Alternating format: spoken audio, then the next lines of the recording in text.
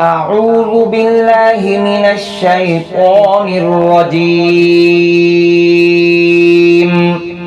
بسم الله الرحمن الرحيم.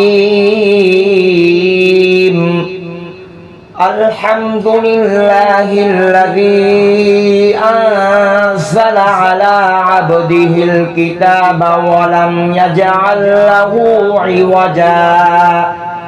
قيما لينذر بأسا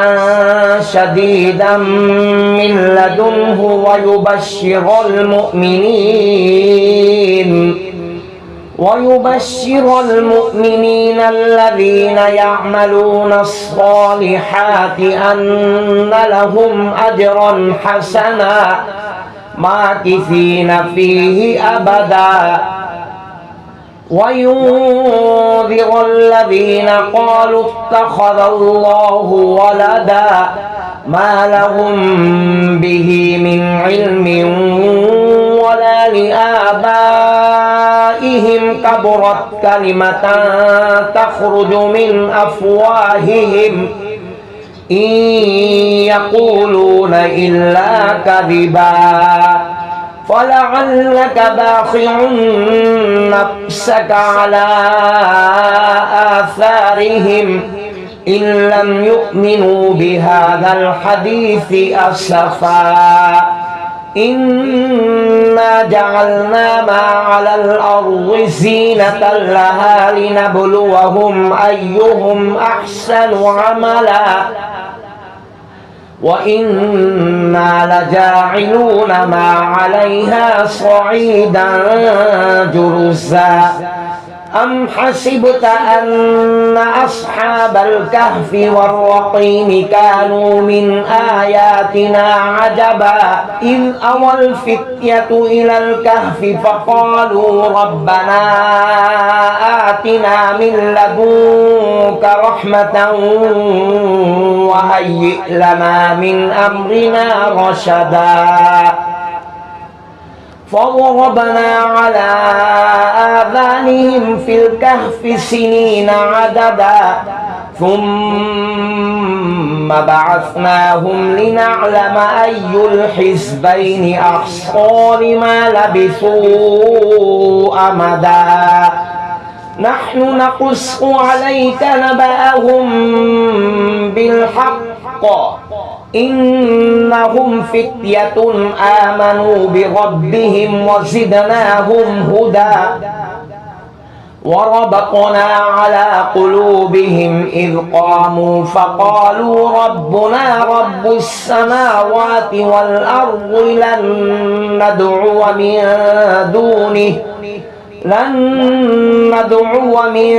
دونه إلها لقد قلنا إذا شططا هؤلاء قومنا اتخذوا من دونه آلهة لولا يأتون عليهم بسلطان بين فمن أظلم ممن افترى على الله كذبا وإذ اعتزلتموهم وما يعبدون إلا الله فأووا إلى الكهف ينشر لكم ربكم من رحمته ويهيئ لكم من أمركم مرفقا وترى الشمس إذا طلعت تزاور عن كهفهم ذات اليمين وإذا غربت تقرضهم ذات الشمال وهم في فجوة منه ذلك من آيات الله من يهد الله فهو المهتد ومن يضلل فلن تجد له وليا مرشدا أفحسب الذين كفروا أن يتخذوا عبادي من دوني أولياء إنا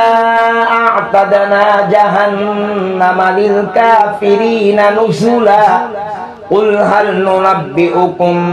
بالأخسرين أعمالا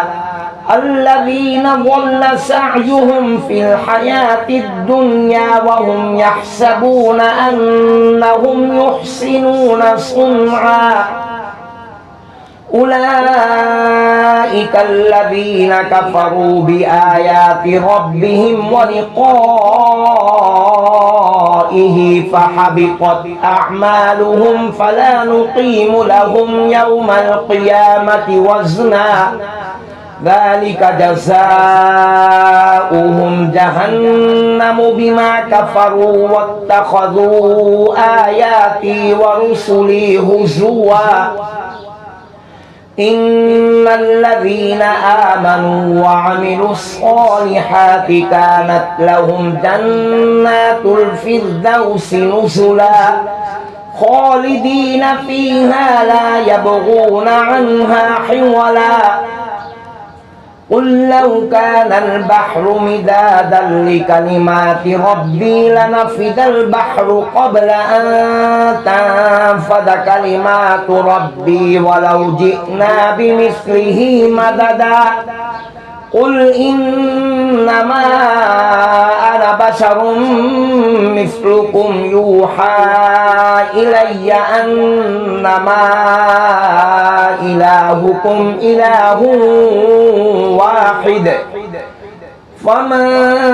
كان يرجو لقاء ربه فليعمل